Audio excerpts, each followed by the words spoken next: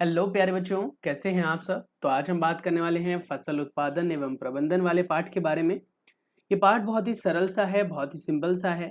इस पाठ को समझना क्यों जरूरी है, पहले मैं थोड़ी सी बातें आपको क्लियर कर दूं। जैसा कि आप सभी जानते हैं कि विज्ञान के सभी पाठ के बारे में आपको जानकारी होनी चाहिए अच्छे मार्क्स लेने के लिए। लेकिन क्या सिर्फ अच्छे मार्क्स तक ही हमें सीमित रहना है या फिर अपने देश, समाज और खुद के लिए कुछ करना है? बिल्कुल सही सोच रहे हैं आप। मैं आपको बताने वाला हूं आज इस पाठ के बारे में इस नजरिए से कि आखिर हमें फसल उत्पादन क्यों करना चाहिए, फसल उत्पादन करते समय कौन कौन सी बातें याद रखनी चाहिए, कौन कौन से स्टेप्स होते हैं, साथ ही पहले जमाने में कैसे खेती होती थी और अब के जमाने में खेती कैसे होती है और किन तरीकों में बदलाव किए गए हैं। उन सभी चीजों के बारे में चर्चा करेंगे। वैसे तो मुझे पता है कि आप में से बहुत सारे बच्चे ऐसे होंगे जो अच्छा पढ़ लिख कर डॉक्टर, इंजीनियर बनने वाले होंगे या फिर सिविल सर्विसेज वगैरह करेंगे। मतलब कहीं ना कहीं आप ये सोच रहे होंगे कि पढ़ लिख कर हमें किसान तो नहीं बनना है, खेती तो नहीं करनी है। लेकिन ये बात बता दूं बेटा मैं आपको कि किसान बहुत ज़रूरी, मतलब आप कह सकते हो अहम भाग होता है अपने इस जीवन के लिए। यानी हमारे इस जीवन के लिए किसान बहुत ज़रूरी है। क्योंकि अगर किसान खेती नहीं करेंगे तो आपको फसल नहीं मिलेगी, आपको फसल नहीं मिलेगी, आपको अनाज नहीं मिलेंगे, आपको फल नहीं मिलेंगे और आपको जो है वो दूसरे सब्जियां वगैरह नहीं मिलेंगी। तो कहीं ना कहीं आपके लिए जीवन जीना बहुत मुश्किल हो जाएगा। क्योंकि हमारी दिनचर्या में आप देखते हैं कि दिन भर में हम बहुत सारी चीज़ें खाते हैं जो कहीं न कहीं जानवरों और जीव जंतुओं से, साथ ही पेड़ पौधों से भी मिलते हैं। और पेड़ पौधों से अगर मिलता है तो पेड़ पौधों का ख्याल भी रखना पड़ेगा और उनके बारे में सोचना पड़ेगा। दिन प्रतिदिन आप देख रहे हैं कि भारत की जो जनसंख्या है वो बढ़ती जा रही है, तो कहीं न कहीं उनकी ज़रूरतें भी बढ़ रही हैं। उन ज़रूरतों को पूरा करने के लिए हमें इस पाठ के बारे में जानना ज़रूरी है। चलिए पढ़ते हैं, ईच एंड एवरी लाइन को समझने की कोशिश करते हैं।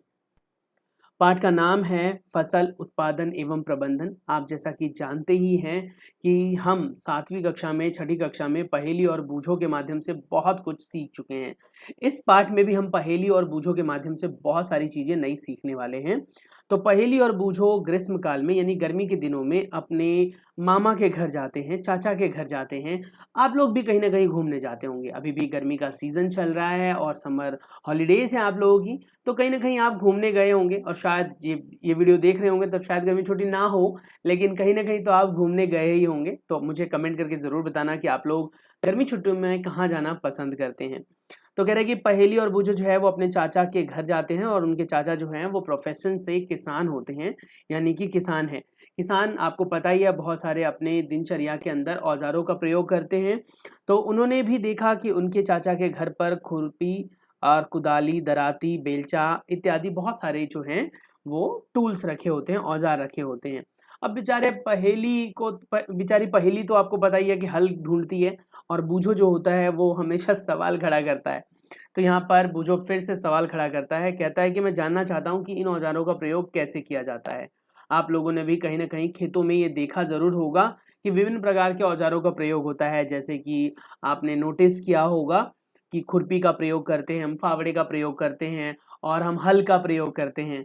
तो वही ये जानना चाह रहा था और कहीं न कहीं उसकी जो क्षुधा थी यानी कि जानने की जो उत्सुकता थी, वो उसकी पूरी भी हुई जब उसने अपने चाचा से ये सारी बातें की। आप लोगों ने भी कभी न कभी ये नोटिस किया होगा कि अचानक से आपके मन में भी एक तलब सी जग जाती है कि आखिर ये चीज़ें हम कहाँ पर इस्तेमाल करते हैं, क्या वजह है इनको इस्तेमाल करने की, ये सब भी आप जानना चाहते हैं। तो ऐसे ही वो बच्चे भी जानना चाह रहे थे और उन्होंने अपने चाचा से बात की और उनको उनका आंसर भी मिला।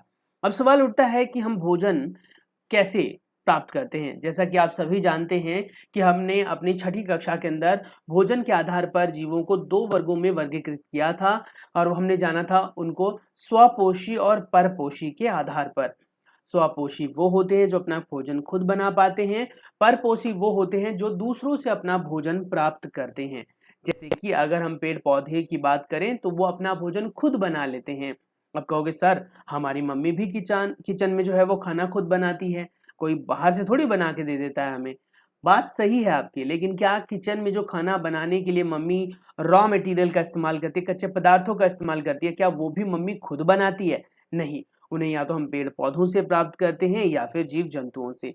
तो एक बात हमेशा याद रखना कि जीव-जंतुओं और पेड़-पौधों से ही हमें कच्चे पदार्थ प्राप्त होते हैं, फिर उनको हम पकाते हैं और स्वाद के अनुसार उसको अलग अलग तरीके से मतलब रूपांतरित करके हम खाते हैं। तो ये कह रहे हैं क्या कि जीव जंतुओं में मतलब हम हमारे समेत बहुत सारे जीव जंतु जो है वो दूसरों से भोजन प्राप्त करते हैं। वहीं पर अगर हम बात करते हैं पेड़ पौधों की, तो पेड़ पौधे बेटा प्रकाश संश्लेषण की प्रक्रिया दिखाते हैं, जिसमें हमने पढ़ा था कि कहीं ना कहीं कार्बन डाइऑक्साइड, उसके बाद जल, उसके बाद मिनरल्स और बेटा क्लोरोफिल की मदद से वो बनाते हैं कार्बोहाइड्रेट यानी कि ऊर्जा, जिसका सूत्र हम पढ़ेंगे C6H12 और O6, और साथ ही यहाँ से मिलती है हमें ऑक्सीजन गैस, और बेटा ढेर सारा पानी यहाँ से भी रिलीज होता है। अब ये प्रक्रिया हम पहले भी पढ़ चुके हैं, हम जान चुके हैं इसके बारे में, प्रकाश संश्लेषण के बारे में। तो वही कह रहे हैं क्या कि हमारे इतने सारे लोगों की ज़रूरतों को पूरा करने के लिए बहुत सारे पेड़ पौधे लगाने होंगे, फसल उगाने होंगे। अब जीव जंतु क्या करते हैं, भोजन किस लिए खाते हैं हम, क्या वजह है कि हमें भोजन करने की आवश्यकता होती है। आपने नोटिस किया ही होगा बेटा कि आप चाहे कुछ भी कर लें, चाहे बोलें, खाएं, पिए, सोएं, खेलें, कूदें, कुछ भी करें, उन सब में आपको ऊर्जा की आवश्यकता होती है। इवन आप अगर बैठकर इस वीडियो को देख रहे हैं तब भी आपके बॉडी से एनर्जी का यूटिलाइजेशन हो रहा है। तो अब एनर्जी जो यूटिलाइज हो रही है आपकी बॉडी के अंदर, आपके शरीर के अंदर जो ऊर्जा कहीं ना कहीं आप अवशोषित करते हो भोजन से, उसका प्रयोग करते हो। अब ऊर्जा आपको कहाँ से मिलता है बेटा, भोजन से। तो इसीलिए भोजन का उत्पादन बहुत ज़रूरी है और उसके नए नए गुणवत्ता के आधार पर नए वर्गीकरण को भी जानना ज़रूरी है। चलिए अब हम जानते हैं यहाँ पर कि देश की ज़रूरतों को कैसे पूरा किया जाए। तो सबसे पहले मैं आपको बता दूं, भारत एक विशाल देश है और इतने बड़े देश की ज़रूरत को पूरा करने के लिए हमें फसलों के बारे में अच्छी जानकारी होना बहुत ज़रूरी है। तो कृषि पद्धति के बारे में समझते हैं। कृषि पद्धति अगर आपको पता हो तो बहुत साल पहले, 10,000 साल या उससे भी पहले, भारत या किसी अन्य देश में बेटा कभी भी खेती नहीं होती थी। वो क्या करते थे, जो जंगली तौर पर पेड़ पौधे उग जाते थे अपने आप, उनसे ही अपना पोषण प्राप्त करते थे। और जब वहाँ से वो चीज़ें खत्म हो जाती थी, फिर वो एक जगह से दूसरी जगह तक पलायन कर जाते थे, क्योंकि हम लोग अपने आप में घुमक्कड़ प्रजाति के लोग थे। जहाँ से ज़रूरतें पूरी होती थी वहाँ पर रुकते थे, वहाँ पर अगर वो चीज़ें ख़त्म हो जाती थी तो फिर हम कहीं और चले जाते थे। तो अपनी ज़रूरतों को पूरा करने के लिए हमें एक जगह से दूसरी जगह तक जाना पड़ता था। फिर धीरे धीरे मनुष्य जो है वो सामाजिक हुआ, समाज में रहने लगा, अच्छी बुरी चीज़ें सीखने लगा, जंतुओं को पालना उन्होंने सीखा और साथ ही फसल उगाना सीखा। तो इसके बारे में यहाँ पर बताया गया है कि धीरे धीरे जो है फसल का उत्पादन हमने करना सीखा। अब सवाल उठता है कि फसल होते क्या हैं। कभी भी किसी भी एक ही प्रकार के पौधे को जब बहुत बड़े स्तर पर लगाया जाता है बेटा, तो उसे हम फसल कहते हैं। कह रहे जब किसी भी एक किस्म के पौधे को किसी बड़े पैमाने पर लगाया जाए, उगाया जाए, तो उसे हम क्या कहते हैं, फसल। जैसे गेहूं हो गया, धान हो गया, मक्का हो गया, गन्ना हो गया, इनकी फसलें की जाती है। और सिर्फ अनाज की ही नहीं होती है बेटा, कहीं ना कहीं आपने देखा होगा फल की भी फसलें होती है। अगर आपने नोटिस किया हो, आपके गांव में बहुत बड़े क्षेत्र पर शायद अमरूद अमरूद की खेती की जाती हो, शायद हो सकता है बेर की खेती की जाती हो, शायद हो सकता है बड़े पैमाने पर आम उगाए जाते हो, लीची उगाए जाते हो। तो जिस प्रकार से फसल हम अनाज के लिए उगाते हैं, ग्रो करते हैं बेटा, ऐसे ही बड़े पैमाने पर सब्जियों के लिए और फलों के लिए भी उत्पादन किया जाता है। तो वही सारी बातें हम सीखेंगे। अब जैसा कि आपको पता है भारत एक क्या है, भारत एक विशाल विविधता वाला देश है। यानी भारत के हर एक क्षेत्र में, हर एक राज्य में अलग अलग प्रकार के वातावरण होते हैं और उन वातावरण के आधार पर फसलों को उगाया जाता है। जैसा कि आपने देखा होगा कि कई ऐसे राज्य हैं जहाँ पर गन्ना की खेती होती है, कई ऐसे हैं जहाँ पर गेहूं की खेती होती है, कई ऐसे राज्य भी हैं जहाँ पर गेहूं, सरसों, मक्का, जौ, ये सारी चीजें होती है। और कई जगहों पर तो जहाँ पर बेटा बहुत ज़्यादा बर्फबारी होती है, वहाँ पर इन फसलों को नहीं उगाया जा सकता, तो वहाँ पर ड्राई फ्रूट्स वगैरह होते हैं। तो ये सारी चीज़ें हमारे भारत की विविधता के कारण ही हो पाता है।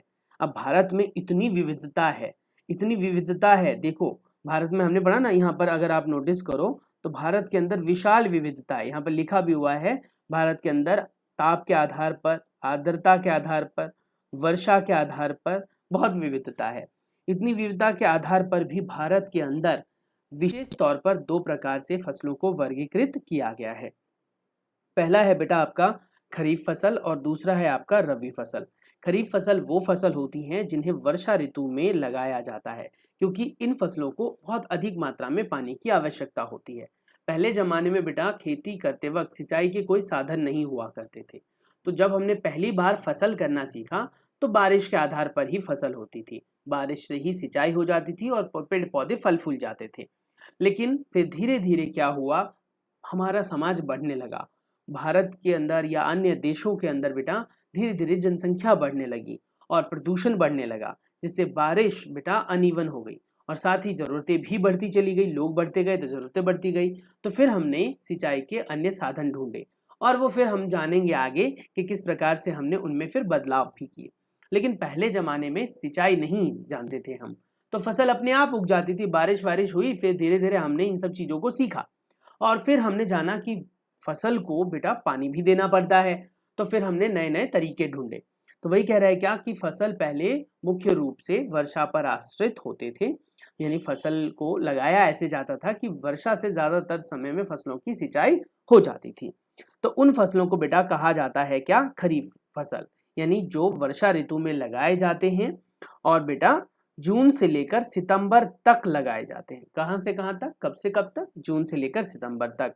इसमें बेटा आपका धान, मक्का, सोयाबीन, मूंगफली, कपास इत्यादि सब आ जाते हैं। या फिर अगर आपको ध्यान देना है थोड़ा सा तो आप दे सकते हैं। वर्षा ऋतु चल गई है बेटा जून से लेकर, जैसा कि आपने बोला जून से लेकर सितंबर तक। आप देखना आप खेतों में जाकर कि कौन कौन से जो बीज हैं वो बोए जा रहे हैं, कौन कौन सी खेती की जा रही है, उससे भी आपको याद रखना आसान हो जाएगा।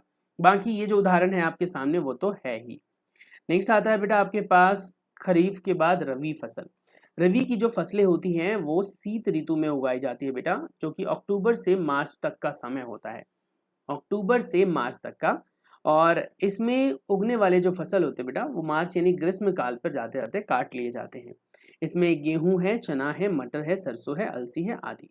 उसके बाद इसके अलावा कई ऐसे फसल हैं जिनको बेटा गर्मी के ऋतु में उगाया जाता है। कुछ ऐसी दालें, कुछ ऐसी सब्जियां। जैसे मैं आपको बताऊं गर्मी के दिनों में, जैसे आप नोटिस करें तरबूज जो है, तरबूज तरबूज आप कौन से मौसम में खाते हैं, गर्मी के मौसम में खाते हैं। तो ऑब्वियस सी बात है जब वो आपको गर्मी के मौसम में मिल रहा है बेटा, तो गर्मी में तो नहीं लगाया गया होगा ना, तो गर्मी से थोड़ा सा पहले लगाया गया होगा, तभी गर्मी तक वो पककर बड़े होकर तैयार हो जाते हैं। तो इस आधार पर भी आप थोड़ा सा समझ सकते हैं कि कौन से फसल को कब लगाया जाता है। इतना क्लियर हो गया या दोबारा बताऊं? होपफुली आपको समझ में आ गया होगा। नेक्स्ट है बेटा आपके पास आधारित कृषि पद्धति। इसमें हम ये जानेंगे बेटा कि किस प्रकार से हमारी जो कृषि की पद्धति है वो आधारित है। किस पर आधारित है? मौसम पर आधारित है, वर्षा पर आधारित है, समय अंतराल पर आधारित है। तो वही कह रहा है क्या कि बूझो के दिमाग में एक सवाल होता है। बूझो कहता है कि भाई ऐसा क्यों होता है कि धान को हम सिर्फ शीत ऋतु में ही उगा सकते हैं? बताओ बताओ मतलब शीत ऋतु में क्यों नहीं उगा सकते हैं? हम इसको सिर्फ वर्षा ऋतु में ही उगाते हैं। आपको पता होगा धान जो है वो वर्षा के ऋतु में उगाया जाता है ना। कब से कब तक? जून से लेकर सितंबर तक। कौन सी मतलब फसल होती है बेटा? ये खरीफ फसल। अच्छा हाँ, इसको याद रखने का एक और तरीका बताता हूं मैं आपको। रवि मतलब होता है बेटा सूरज। रवि मतलब होता है क्या? सूरज। तो आप इसको ऐसे याद रख सकते हो, रबी की फसल वो फसल होती है जो गर्मियों के समय में काट ली जाती है। समझ में आ गया? गर्मी यानी धूप, धूप यानी सूरज से संबंधित, और रवि क्या होता है? सूरज का पर्यायवाची है। तो इस तरीके से थोड़ा सा याद रख सकते हो कि रवि की फसलें जो होती हैं वो ग्रीष्म काल में काट ली जाती हैं। तो ऑब्वियस सी बात है शीत ऋतु में लगाया गया होगा, ठंडे के मौसम में लगाया जाता है इसे। तो वही कह रहा है रवि की फसल ठंडी के मौसम में लगती है और वहीं पर खरीफ फसल जो है वो वर्षा के मौसम में लगता है। तो इस तरीके से आप याद रख सकते हैं। तो बूझो का सवाल आया कि भाई धान को हम क्यों नहीं शीत ऋतु में उगाते हैं? क्योंकि शीत ऋतु में बारिश नहीं होती और धान को बहुत अधिक पानी की आवश्यकता होती है, तो इसलिए हम इसे वर्षा ऋतु में ही उगाते हैं। और इसका ये उत्तर किसने दिया? पहेली ने बूझो को दिया बेटा। ठीक है, अब यहाँ पर हम फसल उगाने की पद्धति के बारे में जानेंगे जिसे हम कृषि पद्धति कहते हैं। यानी हम कृषि करते समय यानी फसलों को उगाते समय कुछ क्रियाकलाप करते हैं, कुछ गतिविधियां करते हैं और जिसके आधार पर हम फसल को आसानी से उगा पाते हैं, तैयार कर पाते हैं। तो अब हम जानने वाले हैं बेटा कृषि के पद्धति के बारे में। सबसे पहले हम बात करें तो मिट्टी तैयार करना। जैसा कि आपको पता है बीज को बोने से पहले मिट्टी को हल्का बनाना पड़ेगा जिससे कि बीज उसके अंदर जा सके। अगर बीज उसके अंदर नहीं जाएंगे बेटा तो दूसरे जो पक्षी वगैरह होंगे वो आपके बीज को खा जाएंगे, और बीज अगर खा गए वो तो फिर फसल उगने के लिए बचेगा क्या, क्योंकि बीजों से ही फसलों का निर्माण होता है। तो पहले मिट्टी को तैयार करना है। मिट्टी को हल की सहायता से, कुदाली की सहायता से, फावड़े की सहायता से, खुरपी की सहायता से हल्का किया जाता है। पहले फावड़े खुरपी वगैरह तो नहीं होते थे, तो लोगों ने पहले क्या किया था, लकड़ियों का इस्तेमाल किया। लकड़ियों से मिट्टी को खोदते थे। फिर धीरे धीरे लोहा सीखना, मतलब लोहे का इस्तेमाल करना सीखने लग गए हम। आयरन का एज आया जिसमें हमने औजार वगैरह बनाए पत्थरों के एज के बाद। फिर उसके बाद जब मिट्टी तैयार हो जाती है, आप उसको सपाट कर लेते हो, फिर उसमें बीज को बोया जाता है। बीज को बोते वक्त ये ध्यान रखा जाता है, सुनिश्चित किया जाता है कि बीज जो है वो अच्छी गुणवत्ता के हो, और उसके लिए क्रियाकलाप करना होता है जो आगे बताऊंगा। वीडियो को स्किप मत करना, बहुत इंपॉर्टेंट है। खाद एवं उर्वरक को देना। खाद और उर्वरक पौधे की वृद्धि और विकास के लिए आवश्यक है। जैसा कि आपको पता है बेटा कि आपके वृद्धि और विकास के लिए भोजन आवश्यक है, उसमें भी आप विभिन्न प्रकार के भोजन खाते हो, है ना। कभी फसल के उस हिस्से को इस्तेमाल करते हो जिन्हें हम तना कहते हैं, कभी कुछ फसल की जड़ों का इस्तेमाल करते हो, कुछ फलों का, कुछ फूलों का। तो हम लगभग फसल के सारे हिस्सों को खाते हैं। तो ऐसे कह रहा है कि खाद और उर्वरक भी पौधों को पोषण देते हैं जैसे कि पौधे हमें पोषण देते हैं। उसके बाद जो खाद वगैरह हमने इस्तेमाल की बेटा, उसमें अब क्या होगा, सिंचाई करनी पड़ेगी, है ना। सिंचाई करनी पड़ेगी क्योंकि जब आपने खाद वगैरह दे दी तो पौधों तक वो खाद जाएगा कैसे, बताओ। पौधों के अंदर कैसे अवशोषित होगा, आपके पास तो मुंह है, आप तो खा लोगे, लेकिन पौधे कैसे लेंगे। तो बेटा वो जल की सहायता से अवशोषित करते हैं। तो जैसे ही पानी आप देते हो उसे, तो उसे कह देते हो सिंचाई, यानी पौधों को पानी देने की प्रक्रिया को सिंचाई कहते हैं। समय समय पर करना जरूरी है। उसके बाद खरपतवार से सुरक्षा। कभी कभी ऐसा देखा गया है कि कुछ ऐसे पौधे होते हैं जिनकी जरूरत हमें नहीं होती, अपने आप उग जाते हैं खेतों में पानी और उर्वरक वगैरह मिलने की वजह से, तो उनको समय समय पर काटना पड़ता है। क्योंकि बेटा अगर आप उसे नहीं काटोगे तो होगा क्या, खरपतवार विकसित हो जाएंगे और आपके फसल के सारे पोषण को वो अवशोषित कर लेंगे। तो हम चाहते हैं ना कि हमारा फसल ज्यादा आगे बढ़े, खरपतवार क्यों चाहिए हमको, तो इसीलिए। उसके बाद कटाई कर ली जाती है, फसल तैयार हो गया, पक गया, अच्छा मौसम आ गया, मान लिया चलो फसल को अब काट लेते हैं। फसल काटने तक तो ठीक है, साफ करने तक भी ठीक है, पर सवाल उठता है कि जब सब कुछ हो गया, अगर हमने उसका भंडारण सही से नहीं किया ना, तो काम हो जाएगा खराब। यानी सारी फसल, सारे अनाज, सारे जो सब्जियां वगैरह होती है वो सड़ जाएंगी, खराब हो जाएंगी, यानी आपकी 3 से 6 महीने की मेहनत बर्बाद हो जाएगी। तो इसीलिए भंडारण करते समय कुछ बातों का ध्यान रखना होता है, और अगर वो बातें आप जानना चाहते हो तो वीडियो को आगे तक देखते रहो। चलिए, अब जो पॉइंट बेटा मैंने आपको यहाँ पर एक्सप्लेन किया, इन सभी पॉइंट्स में खास बात बताता हूँ मैं आपको। इन सभी पॉइंट्स में कुछ डिटेल बातें हैं जिनके बारे में अब हम सीखने वाले हैं।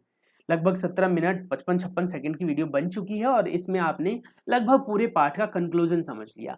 अब हम इसको थोड़ा सा डिटेल में समझेंगे। तो अगर आप यहाँ से वीडियो को स्किप करके जाना चाहते हैं तो जा सकते हैं, क्योंकि लगभग आपको सारी बातें मोटी मोटी पता है। बाकी डिटेल में पढ़ना है तो चलिए बने रहिए चैनल के साथ और इस वीडियो के साथ आगे बढ़ते हैं।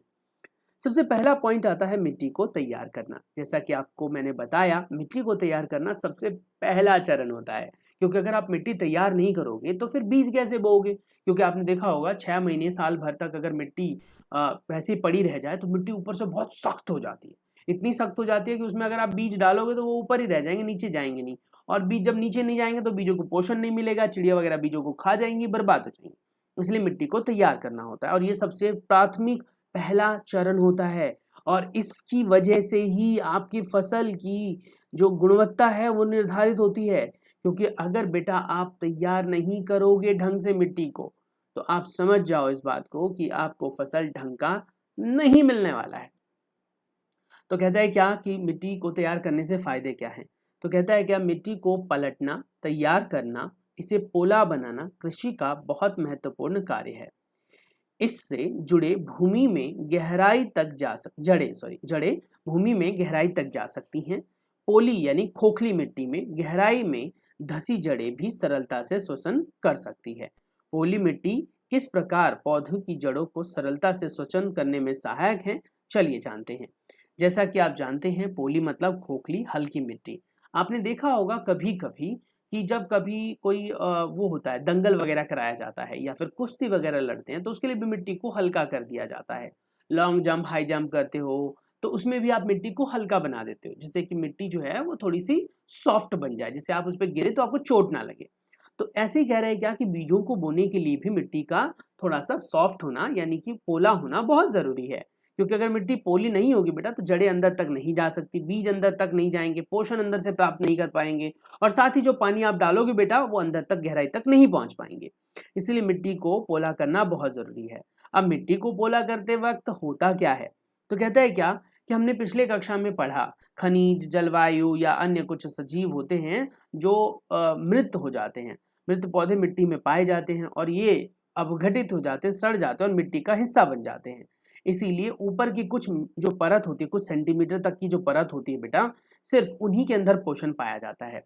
नीचे की जो परतें होती हैं वो एक तरीके से कह सकते हो कि उनके अंदर पोषण होता तो है पर कम मात्रा में होता है। तो ऊपर की परतों को अंदर तक ले जाना बहुत जरूरी है, यानी कि मिट्टी को पलटना पड़ेगा, क्योंकि अगर आप मिट्टी को नहीं पलटोगे तो सारा पोषण ऊपर रह जाएगा और पौधे की जड़ें तो अंदर होंगी, तो पोषण कैसे प्राप्त करेगा वो। तो इसीलिए पौधों की जड़ों तक पोषण को पहुंचाने के लिए हमें मिट्टी को पलटना पड़ता है। तो ये सारी बातें आपको हिंदी में लिखनी है और हिंदी हमारी मातृभाषा है, तो आप अच्छी तरीके से इसे एक्सप्लेन कर सकते हो। तो वही कह रहा है कि मिट्टी को पलटना पड़ता है और ये सबसे प्राथमिक स्टेप होता है। इसके लिए अब विभिन्न प्रकार का हम औजारों का इस्तेमाल करते हैं। अब मिट्टी को पलटने की विधि को क्या कहते हैं वो भी समझ लेते हैं। मिट्टी को उलटने पलटने एवं पोला करने की प्रक्रिया को जुताई कहते हैं या फिर जुताई कहलाती है। यानी जुताई एक ऐसी प्रक्रिया है जिसके अंदर मिट्टी को पलटा जाता है। और इसे हम कैसे कर सकते हैं, तो कहता है इसे हम हल चलाकर कर सकते हैं। हल क्या होता है तो उसे हम कृषि औजारों में आगे पढ़ेंगे। साथ ही बच्चों ये भी होता है मिट्टी को पोला करने से कि मिट्टी में जो सूक्ष्म जीव होते हैं वो अच्छी तरीके से पनप पाते हैं। साथ ही हमने केचुए के बारे में भी पढ़ा है कि केचुए किसान के मित्र होते हैं। आपको पता होगा केचुए जो हैं वो मिट्टी के पोषण को खाते हैं और उसको फिर अब जो उनका जो वेस्ट होता है शरीर के अंदर से वो डाल देते हैं। समझ में आ रहा है? क्लियर हुआ? दोबारा रिपीट करो। देखो सिंपल सी बात मैं ये बता रहा हूँ बेटा कि मिट्टी के अंदर जो पोषक तत्व है उसको आगे पीछे पलटा जाता है। कभी कभी आपने ये भी नोटिस किया होगा बेटा कि काफ़ी लंबे समय तक जब मिट्टी को ऐसे ही छोड़ दिया जाता है तो मिट्टी बहुत सख्त हो जाती है ना, हार्ड हो जाती है, कुछ डले जैसे बन जाते हैं, तो उनको फोड़ना पड़ता है जिससे कि सिंचाई में आसानी हो, बीजों को अंदर तक जाने में आसानी हो, उनकी जड़ें वगैरह फैल सके। चलिए अब हम बात करते हैं कृषि के औजारों के बारे में। कृषि के औजार कृषि के लिए बहुत ही ज़्यादा महत्वपूर्ण है। किसानों के कार्य को सबसे ज़्यादा सुगम और सरल बनाने के पीछे यही कारण है। कृषि औजार अच्छी उपज के लिए, बुआई के लिए, मिट्टी को भुरभुरा करने के लिए, साथ ही बेटा बीजों को बोने के लिए, इन सभी के लिए अलग अलग प्रकार के औजारों का प्रयोग किया जाता है। सबसे प्रमुख औजार जो अब तक हमने देखा है वो है हमारा ये हल। जैसा कि आप जानते हैं हल के बारे में पहले भी हमने पढ़ा हुआ है, जाना हुआ है। हल क्या होते हैं बताओ? अगर हम हल की बात करें तो हल क्या होते हैं? तो हल अपने आप में एक ऐसा औजार है जिसके अंदर बेटा यहाँ पर अगर हम देखें तो लगा होता है हल साफ्ट, जिसे सैफ्ट बोला गया है, यानी लकड़ी का टुकड़ा होता है ये बहुत लंबा सा। उसके बाद बेटा अगर आप देखो तो आगे वाला हिस्सा जो होता है उसे हम कहते हैं हल का फाल। फाल क्या है? जो जुताई करने में मदद करता है। आगे इसमें लोहे का हिस्सा लगा होता है जिससे कि मिट्टी को आसानी से कुरेदा जा सके। वैसे पहले ये लकड़ी का इस्तेमाल किया जाता था इसमें, पर लकड़ी के इस्तेमाल से ये बार बार टूट जाता था, बार बार ये बर्बाद हो जाता था, तो इसमें फिर लोहे का इस्तेमाल होने लगा। उसके बाद जो बैलों के ऊपर उनके कंधों पर रखा जाता है उसे हम जोत कहते हैं। और ये जो आगे वाला पैना वाला हिस्सा दिखाई दे रहा है आपको, यही पैना हिस्सा है जो मिट्टी को पलटने में, मिट्टी को फाड़ने चीरने में और हल्का करने में हमारी मदद करता है। तो कहीं ना कहीं हमारे पास बहुत सारे औजार हैं। इन औजारों में हमारा हल आता है, कुदाली आती है, कल्टीवेटर आता है, इन सब का प्रयोग हम करते हैं, यानी किसान करते हैं एक्चुअली। तो हल के बारे में बताया गया। हल क्या है? हल क्या है? हल प्राचीन काल में से ही उपयोग में आने वाला जुताई का एक ऐसा यंत्र है जो कई कार्यों में उपयोग में आता है। जैसे इसमें खाद उर्वरक मिलाने में, खरपतवार को निकालने में, मिट्टी को खुरीचने में इसका इस्तेमाल किया जाता है। और इसके लिए ऊंट, घोड़े, गाय, बैल इत्यादि का इस्तेमाल किया जाता है। उसके बाद लोहे की मजबूत जो पट्टी का इस्तेमाल किया जाता है, तिकोनी पट्टी या पत्ती, उसको हम फाल कहते हैं। हल का एक बहुत ही ज़्यादा महत्वपूर्ण भाग लंबी लकड़ी का बना होता है, जिसे हल शाफ्ट कहा जाता है। तो ये बातें आपको ध्यान रखनी है। उसके बाद कुदाली है, ये सबसे सरल औजार होता है जिसको आप हाथों से इस्तेमाल करते हैं, और इसका मुख्य प्रयोग मिट्टी को पलटने के लिए नहीं होता, खरपतवार को हटाने के लिए और साथ ही आप कह सकते हो खाद वगैरह को मिलाने के लिए ज़्यादा किया जाता है। इसमें लोहे की या लकड़ी की छड़ लगी होती है और आगे लोहे की एक चौड़ी पट्टी प्लेट लगी होती है, जिससे हम कार्य में लेते हैं। तो ये बात आपको ध्यान रखनी है। उसके बाद यहाँ पर अगर हम देखें तो ये है कुदाली। ये पुराने ज़माने की कुदाली है, अब नए ज़माने में ऐसा नहीं आता है। आजकल ये बहुत भारी हुआ करती थी। इसमें आप देखो तो पकड़ के लिए होता है, जिसमें एक व्यक्ति इसे पकड़ता है, हैंडल मतलब। उसके बाद बेटा मुड़ी हुई प्लेट होती है जो मिट्टी को फाड़ने और चीरने के लिए इस्तेमाल होती है, और बैलों के ऊपर लगने के लिए, कंधों पे लगाने के लिए जोत होता है। और ये वो छड़ होती है जो लोहे और लकड़ी किसी की भी बनी हो सकती है। उसके बाद बेटा हम कल्टीवेटर्स का इस्तेमाल करते हैं। कल्टीवेटर्स को ट्रैक्टर्स के साथ जोड़ा जाता है, और इसका प्रयोग आजकल बहुत ज़्यादा हो रहा है, क्योंकि बड़े पैमाने में फसल के उत्पादन के लिए कल्टीवेटर का उपयोग करना ही पड़ता है, क्योंकि बहुत बड़े क्षेत्र के एरिया को, मिट्टी को पलटना, उसमें और खाद उर्वरक को मिलाना या फिर खरपतवार को हटाना, उसके लिए थोड़ी सी समय की बचत हो जाती है यहाँ पर। उसके बाद अगला चरण आता है हमारा बेटा बुआई। मिट्टी तैयार हो गई तो अब हम मिट्टी के अंदर बीज को बोएंगे। बीज को बोने से पहले आपको बता दूं मैं कि बीजों की अच्छी गुणवत्ता के बारे में, बीजों का अच्छा चयन करने के बारे में जानना बहुत ज़रूरी है, क्योंकि अगर आप बीजों का सही तरीके से चयन नहीं करेंगे तो फिर आपको समस्या का सामना करना पड़ सकता है। पता लगे कि आपने 1.5-2 महीने की मेहनत भी करी, मिट्टी वगैरह तैयार भी करी, खाद उर्वरक भी मिलाया, और बीज जो आपने डाले वो बेकार गुणवत्ता के थे, आधे से ज़्यादा बीज तो खराब थे। तो टेस्ट कैसे करते हैं बेटा? बीजों का चयन करते समय आपको क्या करना है, बीजों को पानी में डाल देना है। बाल्टी भरनी है, टब भरना है, उसमें बीजों को डाल देना है, और बीजों को डालने के बाद एक बार बस उन बीजों को हिला देना, बस एक बार। एक बार हिलाने के बाद क्या होगा कि बीज जो भारी होंगे बेटा, जो अच्छे बीज होंगे, अच्छी गुणवत्ता वाले होंगे, जो खोखले नहीं होंगे, वो नीचे बैठ जाएंगे पानी में, और जो खोखले बीज होंगे बेटा वो ऊपर आ जाएंगे। उन खोखले बीजों को आपको हटा देना है, उनको खेती में इस्तेमाल नहीं करना है। और नीचे जो बीज होंगे वो क्योंकि भारी होंगे और वो नीचे बैठ जाएंगे, वो अंदर से भरे हुए होंगे और कह सकते हो हेल्दी होंगे, तो उनका प्रयोग हम खेतों में कर लेंगे। समझ में आ गया? तो इस प्रकार से यहाँ पर आप कर सकते हो। ये लिखा हुआ है कि पहली राय देती है पहली कि कैसे पता लगेगा कि आपके बीज अच्छे हैं या बुरे। एक दिन मैंने अपनी माँ को देखा था कि चने के कुछ बीजों को बर्तन में रख कर उसके पश्चात पानी डाला, तो कुछ मिनट पश्चात कुछ बीज पानी में ऊपर तैरने लगे। आश्चर्य हुआ, ऐसा क्यों? क्योंकि वो बीज खोखले थे, खराब थे, वो तैरने लग गए। वो कभी भी उन बीजों से पौधे नहीं उग सकते हैं बेटा।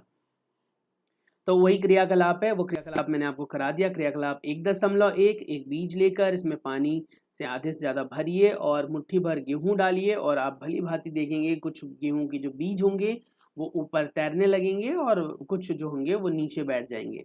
जो तैरने लगेंगे उन्हें अगर आप गौर से देखेंगे तो बेटा उनमें आपको छेद दिखाई देगा, खोखले दिखाई देंगे, वो खराब बीज होते हैं, उनमें से कभी भी फसल नहीं उगते बेटा।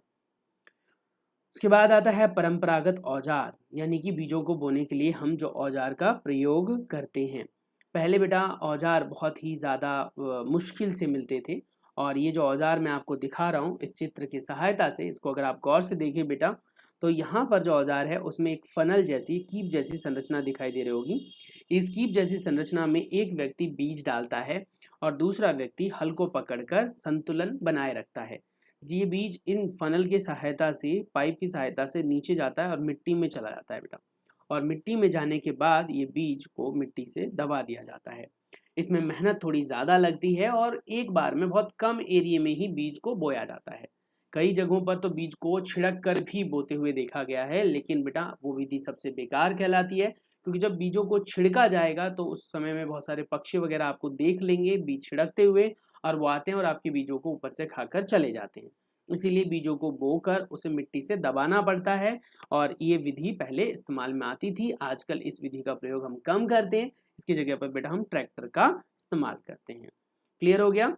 चलिए अगले पेज पर चलते हैं। यह है बेटा हमारा सीड ड्रिल, जिसका प्रयोग आजकल बीज बोने के लिए किया जाता है। सीड ड्रिल बहुत ही अच्छी टेक्निक है। इसको अगर आप गौर से देखें तो इसमें एक बहुत बड़ा फनल दिखाई दे रहा है बेटा, यहाँ से लेकर आप यहाँ तक देखें तो ये पूरा फनल है, इसमें बहुत सारा बीज एक बार में आ जाता है और पाइप जैसी संरचना यहाँ पर बहुत सारी आप देख रहे होंगे। इन संरचनाओं से बीज नीचे गिरते हैं बेटा और एक बार में बेटा बहुत बड़े क्षेत्र पर, बहुत बड़े एरिए पर बीजों को बोया जा सकता है। ये बीज इन पाइपों की सहायता से यहाँ से नीचे गिरते हैं और यहाँ पर लोहे की कुछ पट्टियाँ वगैरह लगी होती है जिससे मिट्टी अलग हो जाती है और उसके अंदर बीज जाकर गिर जाते हैं और बीज जैसे ही गिरते हैं तो मिट्टी जो है वो पलट दी जाती है, यानी कि मिट्टी जो है मिट्टी से ढक जाती है वो बीज। तो इस तरीके से बीजों को बोया जाता है। ये सबसे आसानी से और सबसे सरल तरीके से ज़्यादा मात्रा में, ज़्यादा बड़े पैमाने पर बीजों को बोने के लिए प्रयोग में आता है और उसे हम कहते हैं क्या बेटा, सीड ड्रिल्स। समझ में आ गया? इसमें समय की बचत होती है, श्रम की बचत होती है। अब यहाँ पर बूझो कहता है, मेरे विद्यालय के समीप एक पौधाशाला नर्सरी में मैंने देखा कि छोटे छोटे पौधे थैले में रखकर, और वे इस प्रकार क्यों रखते हैं। सवाल उठता है कि ऐसे छोटे पौधों का किया क्या जाता है। कभी आपने धान को लगाते हुए देखा होगा बेटा, धान मतलब कि चावल। चावल के जो पौधे लगाए जाते हैं उनको पहले नर्सरी में तैयार किया जाता है। नर्सरी में छोटे छोटे पौधे उनके बना लिए जाते हैं, फिर खेत में भरे हुए पानी से, खेत में जो पानी भर लिया जाता है उसके बाद उन पौधों को गाड़ दिया जाता है, लगा दिया जाता है। तो धान की खेती कुछ इस प्रकार से होती है। इसीलिए धान की खेती को करते समय वर्षा ऋतु का ही चुनाव किया जाता है, क्योंकि बहुत सारा पानी की आवश्यकता होती है। तो वही कह रहा है कि धान जैसे कुछ पौधों के बीजों को पहले प्रयोगशाला में उगाया जाता है और पौध तैयार हो जाने पर उन्हें हाथों द्वारा खेतों में रोप दिया जाता है। कुछ वनीय पौधे, पुष्पीय पौधे भी ऐसे ही उगाए और लगाए जाते हैं। समझ में आ गया? आगे आता है पौधे क्या करते हैं। सूर्य के प्रकाश और पोषक तत्वों और उर्वरक वगैरह पानी की सहायता से अपना भोजन बनाते हैं और वृद्धि और विकास को रोकते हैं। क्लियर हो गए यहाँ तक? आगे नीचे लिखा होगा बेटा, हम आगे जब पढ़ेंगे इसके आगे में, तो वही कह रहा है कि पौधे अत्यधिक जो है संघनित नहीं होनी चाहिए, पौधे थोड़े दूर होने चाहिए, क्योंकि अगर पौधे एक साथ लगा दिए जाएंगे तो सभी पौधे को सूर्य का प्रकाश और अन्य पोषक तत्व वगैरह नहीं मिल पाएंगे, जिससे बेटा आपके पौधे खराब हो सकते हैं। तो ये सुनिश्चित करें कि एक बहुत बड़े क्षेत्र पर एक साथ पौधे ना लगाएं। समझ में आ रहा है? और बहुत बड़े क्षेत्र पर अगर हम लगाते भी हैं तो ये भी सुनिश्चित रख लें कि पौधों के बीच में बराबर समान दूरी हो। उसके बाद अगला स्टेप होता है बेटा खाद एवं उर्वरक को मिलाना। जैसा कि मैंने आपको पहले भी बताया था कि जिस प्रकार से पोषण हमारे लिए आवश्यक है, ऐसे ही पौधों को भी खाद और अन्य पोषक तत्व चाहिए होती हैं। अगर पौधों को वो खाद और अन्य पोषक तत्व नहीं मिलेंगे बेटा, तो पौधों का विकास इस तरीके से नहीं हो पाएगा। तो ये सुनिश्चित कर लें कि पौधों को समय समय पर खाद और पोषक तत्व मिले। अब हम बात करेंगे फिर खाद और उर्वरक में कौन सा बढ़िया है, कैसे लगाया जाता है, कैसे बनाया जाता है, ये सब। तो कहता है कि वे पौधे पदार्थ जिन्हें मिट्टी में पोषक तत्व बनाए रखने के लिए इस्तेमाल में लिया जाता है उसे हम खाद एवं उर्वरक कहते हैं। खाद जो है वो जैविक है बेटा, और उर्वरक जो है वो रासायनिक है, जिनको लैब में तैयार किया जाता है, फैक्ट्री में। बूझो के दिमाग में फिर से कुछ बातें आ रही हैं, पढ़ लेते हैं। मैंने खेत में उगने वाले स्वस्थ फसल पौधों को देखा, जबकि उसके पास में कमजोर पौधे थे, कुछ बहुत ज़्यादा हल्के फुल्के थे, कुछ भारी भरकम थे। आपने भी देखा होगा, आप भी पौधे लगाएं और एक अन्य व्यक्ति पौधा लगाए, आपके पौधे हो सकते हैं ज़्यादा तेजी से विकसित हो और दूसरे के कम, और हो सकता है उसका तेजी से विकसित हो और आपका कम। ऐसा इसलिए होता है बेटा क्योंकि किसी की भी वृद्धि और विकास के लिए पोषक तत्व बहुत बड़ा रोल, भी बहुत बड़ी अहम भूमिका निभाता है। यानी अगर आप पोषक तत्व नहीं लेंगे बेटा तो आपकी वृद्धि और विकास ढंग से नहीं हो पाएगी, और अगर आप चाहते हैं कि आपका वृद्धि और विकास सही तौर तरीके से हो तो पौधे को, आपको पोषक की जरूरत होती है। तो पौधों को भी चाहिए और आपको भी चाहिए। तो यही कह रहा है कि मिट्टी में वो पोषक तत्व हमें देना पड़ता है, जिसे हम कार्बनिक और अकार्बनिक पदार्थ के तौर पर देते हैं। अब पदार्थ में हमारे पास वर्मी कंपोस्ट के बारे में यहाँ पर आएगा। वर्मी कंपोस्ट क्या होता है? वर्मी कंपोस्ट ऐसे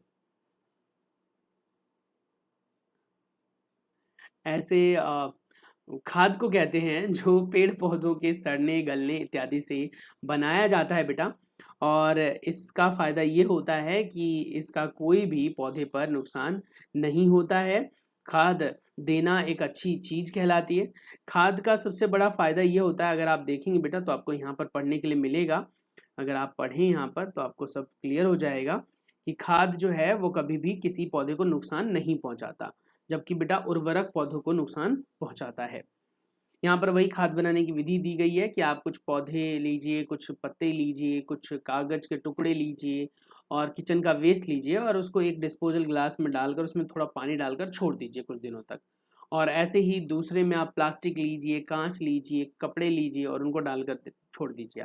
आप देखेंगे जो वर्मी कंपोस्ट है वो तैयार होगा जहाँ पर पौधे के अवशेष वगैरह डाले गए थे, क्योंकि उसमें क्या होता है, छोटे छोटे जीवाणु लगेंगे, सड़ जाएंगे और वहाँ पर आप ऐसे खाद बना सकते हो। अब जो खाद आपने बना लिया उन खादों को आप ऐसे ही 3 पौधों को लगाकर अलग अलग जगहों पर जो पौधे लगा रहे हैं आप या अलग अलग डिस्पोजल में जो लगा रहे हैं आप उनमें डालिए। तो जिसमें आप देखेंगे कि जिसमें आपने खाद ज़्यादा डाला, अच्छा डाला, उसमें आपका पौधा ज़्यादा विकसित हुआ। जिसमें खाद नहीं डाला या कम डाला उसमें पौधा आपका कम विकसित होता है। इससे ये पता लगता है कि पौधे को भी कहीं ना कहीं पोषक पदार्थों की आवश्यकता होती है। अब सवाल उठता है कि हमारे पास ये तो था खाद, खाद हम जैविक तौर पर बनाते, पर उर्वरक क्या होता है? उर्वरक वो रासायनिक पदार्थ होते हैं जो विशेष रूप से पोषकों से समृद्ध होते हैं। इसके कुछ मात्रा में ही बहुत ज़्यादा पोषक तत्व होते हैं। वे खाद्य पदार्थ से कैसे भिन्न होते हैं उनके बारे में हम चर्चा करेंगे। उर्वरक का उत्पादन फैक्ट्रियों में किया जाता है। उर्वरक कुछ के उदाहरण है urea, ammonium sulphate, super phosphate, potash, NPK. ये सब बेटा हमारे कहीं ना कहीं उर्वरक के उदाहरण हैं। ये बहुत कम मात्रा में डलते हैं और इनका ज़्यादा प्रयोग पौधों को सड़ा या गला देता है, ये भी याद रखना है। ज़रूरत से ज़्यादा उर्वरक का प्रयोग आपके ऊपर भी असर डालता है, आपके शरीर पर भी नकारात्मक प्रभाव डालेगा।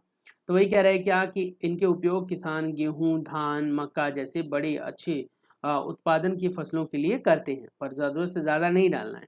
उर्वरक का अत्यधिक उपयोग मिट्टी की उर्वरक में कमी आ जाती है, उर्वरता में कमी आ जाती है, पोषक पदार्थ में कमी आती है। मिट्टी की वजह से जल का प्रदूषण भी बढ़ जाता है, क्योंकि जब बारिश होती है तो सारा पानी बहकर नदियों में चला जाता है और नदियों के अंदर वो उर्वरक बढ़ जाते हैं, जिससे कि जल प्रदूषण होता है। मिट्टी की उर्वरता को बनाए रखने के लिए हमें उर्वरक के स्थान पर जैविक खाद्य पदार्थ का प्रयोग करना चाहिए, जिसे आपने कभी खाद के नाम से जाना था। तो खाद कहीं ना कहीं ज़्यादा बेटर होता है बेटा आज कंपेयर टू उर्वरक। खाद के उपयोग से मिट्टी के गठन में, जल के अवशोषण क्षमता में वृद्धि होती है। मिट्टी के सभी पोषक तत्वों की प्रतिमूर्ति बनी रहती है और साथ ही मिट्टी के पोषक तत्वों की बने रहने की मात्रा है उससे फसल का चक्रण भी अच्छा रहता है। तो ये आप ध्यान से समझ सकते हैं, मतलब ये बहुत इजी सी चीज़ है। इसके बाद आपको पढ़ने के लिए मिलेगा राइजोबियम बैक्टीरिया के बारे में। राइजोबियम बैक्टीरिया ऐसे बैक्टीरिया होते हैं बेटा जो फलीदार सब्जियों के जड़ों में पाए जाते हैं। इनका सबसे बड़ा काम ये होता है कि ये नाइट्रोजन के स्थिरीकरण में मदद करते हैं। वातावरण के सभी नाइट्रोजन को अवशोषित करते हैं और नाइट्रोजन के अन्य पदार्थ बनाते हैं और जिनको वो मिट्टी में मिला देते हैं। जैसे ही वो मिट्टी में मिल जाता है तो पौधों द्वारा वो अवशोषित हो जाता है और उसके बाद पौधे उसे अपने शरीर में धारण कर लेते हैं। उसे पौधे फिर अपने फसलों में, अनाज में या अन्य जगहों पर मिला लेते हैं। जिससे होता क्या है, जिससे हम खाते हैं और हमारे शरीर में भी फिर नाइट्रोजन आ जाता है। तो वही कह रहा है, नाम रखना याद, राइजोबियम बैक्टीरिया कहाँ पाया जाता है? फलीदार लेग्यूमिनस प्लांट या पौधों की जड़ों में पाए जाते हैं। क्या करते हैं? ये नाइट्रोजन के स्थिरीकरण में मदद करते हैं। समझ में आ गया? चलिए अब हम बात करेंगे बेटा, हमारा अब टॉपिक रहने वाला है उर्वरक एवं खाद के बीच में अंतर के बारे में। हम डिस्कस करेंगे बेटा उर्वरक और खाद के बीच में क्या अंतर है, उर्वरक और खाद कैसे एक दूसरे से भिन्न है और कैसे हम इनका प्रयोग करते हैं। जैसा कि आपको पता होगा, अभी मैंने बताया आपको कि उर्वरक खाद तो अलग अलग चीज़ें हैं और जिनका प्रयोग हम अपने दिनचर्या में पौधों के लिए करते हैं। पौधे इन दोनों की ज़रूरत रखते हैं। उर्वरक का प्रयोग बहुत कम मात्रा में, सीमित मात्रा में होता है।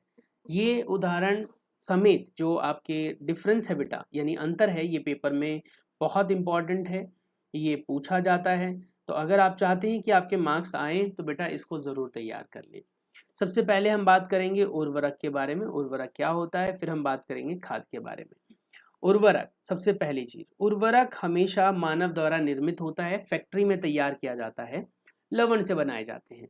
खाद जो है वो प्राकृतिक पदार्थों द्वारा बने होते हैं और गोबर, पौधों के जो आप कह सकते हो पत्ते हैं, छाल हैं या फिर जो विघटित होने वाली चीजें हैं उनसे बनते हैं। उर्वरक फैक्ट्रियों में बनाया जाता है, ठीक है, और इनको खेतों में तैयार किया जाता है। उर्वरक से मिट्टी में ह्यूमस की मात्रा नहीं बढ़ती है, और खाद से मिट्टी में ह्यूमस की मात्रा बढ़ जाती है, और जिससे आप कह सकते हैं कि एक तरीके से आप इसको अंडरस्टैंड कर सकते हैं कि ये ज़्यादा किफ़ायती नहीं होता, पर हाँ पोषक तत्व तो भरपूर मात्रा में होता है, तो थोड़ा बहुत हम इसे डाल सकते हैं।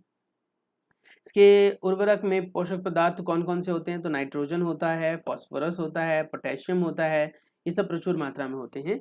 खाद के अंदर ये सब बहुत कम मात्रा में होते हैं, पर नुकसान ये नहीं देता है, तो इसीलिए उर्वरक का प्रयोग भी करें, लेकिन थोड़ा कम करें। सवाल उठता है कि खाद के क्या लाभ हैं? अब उर्वरक के बारे में, खाद के बारे में तो हमने पढ़ लिया, लेकिन खाद के लाभ क्या हैं? अगर कोई आपसे पूछे कि खाद क्यों प्रयोग करना चाहिए, उर्वरक का प्रयोग क्यों नहीं करना चाहिए, तो हम जानेंगे खाद के लाभ के बारे में। बेटा, खाद के लाभ: जैविक खाद उर्वरक की अपेक्षा अधिक अच्छी मानी जाती है, बहुत इंपॉर्टेंट है। इसका मुख्य कारण है मिट्टी में जल धारण की क्षमता में बढ़ोतरी होती है। इससे मिट्टी भुरभुरी बनी रहती है, जिससे कि गैस का विनिमय, गैस का एक्सचेंज आसानी से हो पाता है। इसमें जो मित्र जीवाणु होते हैं उनकी संख्या में वृद्धि होती है, और जैविक खाद से मिट्टी का गठन भी सुधर जाता है। क्लियर हो गया? अब हम बात करेंगे बेटा सिंचाई के बारे में। अब आपने क्या किया, मिट्टी तैयार कर लिया, बीज बो दिया, उर्वरक और खाद भी मिला दिया, लेकिन सवाल ये उठता है कि उर्वरक और खाद को पौधों के अंदर कैसे भेजा जाए? तो वो जाता है सिंचाई की मदद से, क्योंकि आपको पता होना चाहिए कि एक पौधे के अंदर, एक पेड़ के अंदर लगभग 80 से 90% तक तो जल ही होता है। हमारे शरीर में लगभग 70% जल होता है, लेकिन पेड़ पौधों के अंदर लगभग 90% तक जल होता है। अब ये जल क्यों होता है? क्योंकि आपको पता होना चाहिए कि पौधों के पास मुंह तो है नहीं, हाथ तो है नहीं, तो वो अपने पोषण को कैसे अवशोषित करेंगे? तो वो जड़ों की सहायता से चूसते हैं। अब जड़ों की सहायता से अंदर कैसे जाएगा? तो वो पानी की सहायता से अवशोषित करते हैं। तो कह रहे जीवित रहने के लिए प्रत्येक जीव को जल की आवश्यकता होती है, पौधों को भी चाहिए। पौधों के अंदर 90% तक जल होता है। खनिज पदार्थों को अवशोषित करने के लिए जल की आवश्यकता इन्हें होती है, और ये निरंतर जल को चूसते रहते हैं, और जो एक्स्ट्रा जल होते हैं बेटा वो अपने शरीर से निकालते रहते हैं, जिससे कि बादल का निर्माण होता है और बारिश होती है। इसलिए हमने पढ़ा हुआ है ना कि पौधे जो है वो बारिश के निर्माण में भी मदद करते हैं। क्लियर हो गया? गुड। निश्चित अंतराल पर खेतों में जल देने की प्रक्रिया को सिंचाई कहते हैं। समय समय पर और बारंबारता फसल की और मिट्टी की आधार पर होता है, ऋतुओं के आधार पर होता है। अगर गर्मी के ऋतु में देखें तो पानी बार बार देना पड़ता है, सर्दी ऋतु में पानी की आवश्यकता कम होती है। तो ये चीज़ आपने नोटिस भी किया होगा। वर्षा में पानी देते समय हमें ध्यान रखना है ज़्यादा पानी ना दे दे, क्योंकि पता लगे पानी भी दे दिया फिर बारिश हो गई तो सारा का सारा पौधा जो है वो जलमग्न हो जाएगा, खराब हो जाएगा, मर जाएंगे। सिंचाई के स्रोत की बात करें कि आखिर आप सिंचाई करते कैसे हैं, किस प्रकार से सिंचाई की जाती है? कुएं से, जलकूप से, तालाबों से, झीलों से, नदियों से, बांध बनाकर, इन सभी तरीकों से कहीं ना कहीं सिंचाई की जाती है। अब हमारे पास सिंचाई करने के विधि में अगर हम देखें बेटा, तो हमारे पास आता है मोट विधि। पुराने जमाने की विधि है, थोड़ा सा समझ लेते हैं।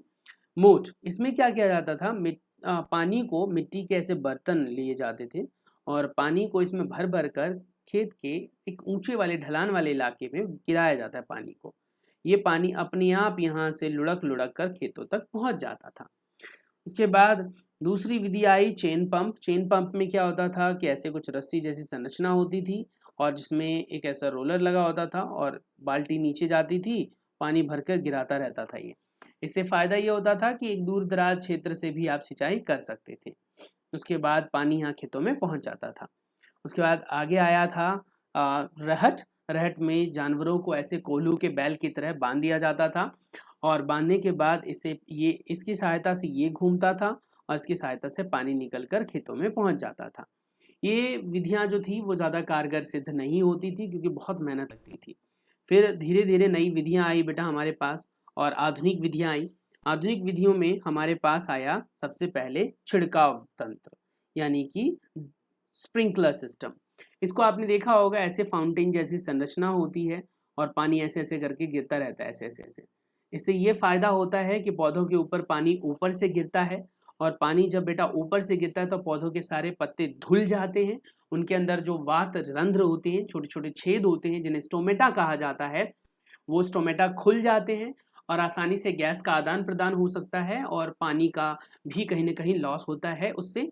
जिससे पौधे अच्छी तरीके से वृद्धि और विकास कर पाते हैं। तो कहीं ना कहीं ये विधि बहुत ज़्यादा आवश्यक और ज़रूरी है, इस विधि के बारे में जानना चाहिए। तो ये सारी विधियां जो हैं बहुत ही इम्पॉर्टेंट हैं। अब हम बात करेंगे नेक्स्ट के बारे में। नेक्स्ट जो है हमारे पास वो है छिड़काव तंत्र। समझ में आ गया? मोटर से पानी को ऐसे कुओं से खींचा जाता था और ऐसे करके भेज दिया जाता था। इससे भी फायदे थे और नुकसान, पानी का थोड़ा लॉस ज़्यादा होता है। ड्रिप सिस्टम सबसे बेस्ट है। पानी को, जिन क्षेत्रों में पानी कम होता है उन क्षेत्रों में इसी को अपनाया जाता है। इसका सबसे बड़ा फायदा ये होता है कि इसमें पानी बूंद बूंद करके पौधों की जड़ों तक पहुंचता है। पानी का नुकसान कम होता है। जैसा कि आप देख सकते हैं, मोटर से पानी को खींचा जाता है और ऐसी पाइप जैसी संरचना होती है और हर पौधे के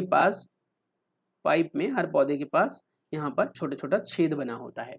इन छेदों से पानी गिरता है। पानी बहुत तेज नहीं गिरता, बूंद बूंद करके गिरता है। ड्रिप ड्रिप ड्रिप ड्रिप, इसीलिए इसे ड्रिप सिस्टम कहा जाता है। इसमें पानी बहुत कम नुकसान होता है क्योंकि पानी सीधा पौधों की जड़ों तक पहुंचता है और पौधे धीरे धीरे उससे अपना पोषण प्राप्त करते रहते हैं। तो यही है। तो ये कह रहा है कि फलदार पौधों, बगीचों, वृक्षों को पानी देने में ये सबसे सर्वोत्तम तरीका है, क्योंकि पानी बूंद बूंद करके जल प्राप्त करते हैं पौधे और पानी बिल्कुल भी व्यर्थ नहीं होता इसमें। जबकि ऊपर वाले फाउंटेन सिस्टम में थोड़ा सा जल वेस्ट हो जाता है। ठीक है। अब हम बात करेंगे हमारे खरपतवार से सुरक्षा के बारे में। आपने पौधों को पानी दे दिया, आपने कहीं ना कहीं उसके अंदर मैन्योर और फर्टिलाइजर्स मिला दिए, उर्वरक और खाद मिला दिया, पौधे विकसित होने शुरू हो जाएंगे। अब सिर्फ खाली पौधे ही थोड़ी विकसित होते, उसके साथ ऐसे पौधे भी विकसित हो जाते हैं जो पौधे आपको नहीं चाहिए। ऐसे अवांछनीय पौधों को हम खरपतवार कहते हैं। ऐसे पौधे जिनकी ज़रूरत हमें नहीं होती है, जो अवांछनीय होते हैं और हमारे फसल के साथ अपने आप उग जाते हैं।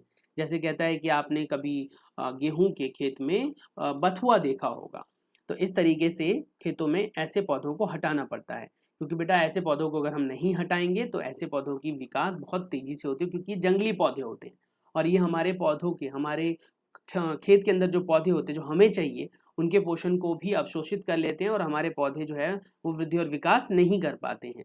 तो समय समय पर हमें खरपतवार को हटाना पड़ता है। खरपतवार को हटाने की विधि को हम निराई कहते हैं। क्या कहते हैं? निराई कहते हैं।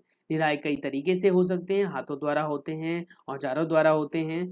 तो वही कह रहा है क्या कि क्योंकि खरपतवार जल पोषक की जगह अब प्रकाश संश्लेषण की भी प्रथा में लग जाते हैं और इससे बेटा हमारे पौधों का विकास रुक जाता है, तो समय समय पर इसे हटाना होता है। खरपतवार को हटाने का सर्वोच्चतम समय पुष्पन एवं बीज बोने से पहले का होता है, ये याद रखें। यानी कि बीज बोने नहीं, बीज बनने से पहले का समय होता है।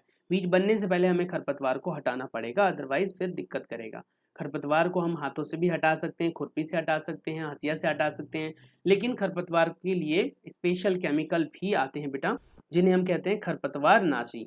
जैसे उदाहरण के तौर पर 2D और 4D। ये खेतों में छिड़का जाता है, इससे हमारे पौधों को कोई नुकसान नहीं होता और खरपतवार मर जाते हैं। पर ये याद रखना, इसकी ज़रूरत से ज़्यादा मात्रा आपके शरीर को नुकसान दे सकती है, तो इसलिए इसका इस्तेमाल कम ही करें। अब पौधे तैयार हो गए, खरपतवार से मुक्ति मिल गई है, हमारे पौधे विकसित हो गए, बीज बन गए, खरपतवार नाशी भी लगा दिया हमने, सब कुछ हो गया, बस ठीक है। अब हमारे फसल तैयार हो गए। फसल को तैयार होने के साथ ही बेटा हमें उसे काटना पड़ता है, यानी फसल की कटाई महत्वपूर्ण कार्य है। फसल पक जाने के बाद उसे काटना कटाई कहलाता है। कटाई के लिए हम मानव शरीर का भी इस्तेमाल करते हैं, उखाड़ कर भी कर सकते हैं, हंसिया से काट कर भी कर सकते हैं, मशीनों से भी कर सकते हैं, यानी मशीन यानी हार्वेस्टर्स का प्रयोग किया जाता है। और काटी हुई फसलों को फिर थ्रेसिंग की सहायता से अलग कर लिया जाता है, यानी बीज को अलग कर लिया जाता है और भूसे को अलग कर लिया जाता है। और इसके लिए विभिन्न प्रकार के औजारों का प्रयोग भी किया जाता है। अब जो हमने पढ़ा था खरपतवार से सुरक्षा, वो हमने कर ली। हमने साफ सुथरा भी कर लिया, हमने कंबाइनर का उपयोग भी कर लिया और अब हमने फसलों को प्राप्त करने के लिए साफ सफाई भी कर ली। फसलों को साफ करने के लिए हवा की सहायता से विनोविंग विधि का प्रयोग किया जाता है, जिसमें पंखे के ब्लेड लगे होते हैं और तेज हवा चलती है, जिससे कि सारे के सारे भूसे इत्यादि हट जाते हैं। अब आता है कि हम जो फसल पक गए, फसल पकने के बाद कुछ ऐसा समय आता है जिस समय में किसान बहुत खुश होते हैं और विभिन्न प्रकार के त्योहार मनाए जाते हैं। तो वही कह रहा है क्या कि ऐसे त्योहार होते हैं पोंगल, बैसाखी, होली, दिवाली, ये सब ऐसे त्योहार हैं जो फसलों से जुड़े हुए हैं। फसल पकते हैं तो किसान सबसे ज़्यादा खुश होते हैं। बिल्कुल उसी तरीके से जैसे कि आपके 10th में आ जाएँ 99% मार्क्स। बिल्कुल सही। भंडारण के बारे में अब हम जानेंगे। फसल आपके तैयार हो गए हैं लेकिन अभी फसल का आपने भंडारण नहीं किया ढंग से, तो आपके फसल हो जाएंगे बर्बाद। तो फसल को बचाए रखने के लिए भंडारण करना बहुत ज़रूरी है। भंडारण ऐसे क्षेत्र में करना चाहिए जहाँ पर नमी युक्त हो, नमी ना हो। इसीलिए आपने देखा होगा कभी कभी फसलों को पक जाने के बाद काट कर कई दिनों तक खेतों में ही छोड़ दिया जाता है, जिससे कि फसल के अंदर की जो नमी है वो हट जाए। क्योंकि अगर फसल में नमी रही बेटा तो उसमें छोटे छोटे से सूक्ष्म जीव पैदा हो जाएंगे और आपके सारे फसल को बर्बाद कर देंगे। अगर आप चाहते हैं कि आपके बने बनाए काम को ना बिगाड़ा जाए तो फिर फसल को सुखाकर ही संग्रहित करें या फिर भंडारित करें। तो वही कह रहा है कि नमी और कीट, चूहों इत्यादि से बचाए रखने के लिए हमें उसका भंडारण सही से करना पड़ेगा। ताज़ा फल में नमी की मात्रा अधिक होती है यदि फल पड़ दिया मैंने से दोनों बीजों को सुखाने के बाद भंडारण किया जाता है। साथ ही बेटा इसमें हम जो है नीम के पत्ते इत्यादि डाल देते हैं, विशेष प्रकार के केमिकल डाले जाते हैं। नीम के पत्तों को पहले सुखाया जाता है धूप में, फिर कपड़े की पोटली बनाई जाती है सूती कपड़े की, और उसमें नीम के पत्तों को डाला जाता है और फिर अपने भंडार करने वाले गृह में, यानी भंडार गृह जो होता है उसके अंदर हम डाल देते हैं। पर बिना कपड़े के मत डाल देना, कहीं पता लगे नीम के पत्ते ऐसे जाके छिड़क आए, उससे आपकी बेटा सारी फसल खराब हो जाएगी। बड़े पैमाने पर जहाँ पर भंडारण किया जाता है उसे हम साइलोज कहते हैं, और ऐसे साइलोज आपने कहीं ना कहीं ज़रूर देखे होंगे। ठीक है, चलिए अब हम बात करते हैं साइलोज। ये देखिए ये साइलोज, इसे साइलोज कहा जाता है। देखो ये लिखा है ना, food corporation of India, FCI। तो फसलों को ऐसे बेटा स्टोर किया जाता है, बड़े बड़े कट्टों में सुखाकर और उसके अंदर दवाइयाँ डालकर संग्रहित किया जाता है। अब हम बात करेंगे बेटा पशुपालन के बारे में। जैसा कि आपने पहले भी पढ़ा, पहले भी जाना कि कहीं ना कहीं फसल से ही सिर्फ हमारी सारी ज़रूरतें पूरी नहीं होती हैं, हमें जानवरों के बारे में भी पता होना चाहिए कि हमें जानवरों से कौन कौन से पोषक पदार्थ मिल सकते हैं। आपने दूध का इस्तेमाल किया, आपने दही का इस्तेमाल किया, आपने अन्य बहुत सारी चीज़ों का इस्तेमाल किया हुआ है, चॉकलेट वगैरह भी खाए हुए हैं। तो कहीं ना कहीं इन सभी में घी है, दही है, चीज़ है, पनीर है, ये सब आप कहाँ से प्राप्त करते हो? पेड़ पौधों से ना जी ना। ये हमें मिलता है कहाँ से? कहाँ से मिलता है बताओ? कहाँ से मिलता है? मतलब कहाँ से? अरे बहुत सिंपल है, जीव जंतुओं से। तो जिसके लिए हम गाय भैंसों को पालते हैं। मछलियाँ खाते हैं बेटा हम, अंडे खाते हैं। आप नहीं खाते कोई बात नहीं, जो खाता है मैं उनकी बात कर रहा हूँ। तो उनसे उन्हें विटामिन C, विटामिन D इत्यादि मिलता है, और जिससे कि शरीर का वृद्धि और विकास आसानी से हो पाता है। चैप्टर बेटा हमारा ख़त्म हो चुका है, और इस चैप्टर में हमने बहुत सारी बातें नई सीखी, नई जानी। और अभी हमारे पास देखो तो ये चैप्टर में है प्रमुख शब्द, कृषि पद्धति, पशुपालन, ये सब हम पढ़ चुके हैं। अगली वीडियो के अंदर मैं आपको इसका एक शॉर्ट रिवीजन दूंगा, और शॉर्ट रिवीजन के बाद बेटा मैं आपको डिटेल में क्वेश्चन आंसर्स करवाऊंगा। उम्मीद है कि आपको ये सारी चीज़ें हमेशा याद रहेंगी। मिलते हैं नई वीडियो में, तब तक के लिए अपना बहुत सारा ख्याल रखिए। Take care, bye bye.